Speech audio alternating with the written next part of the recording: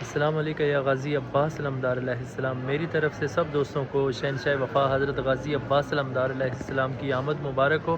बिल्कुल आपके सामने ज़री मुबारक शहनशाह वफ़ा हज़रत गाज़ी अब्बास अलमदार अलैहिस्सलाम।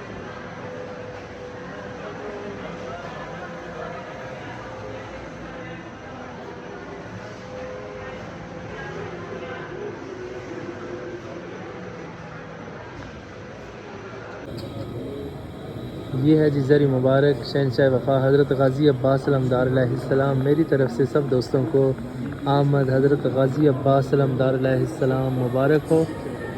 माशाल्लाह ज़री पाक के खूबसूरत मनाज़र देखें।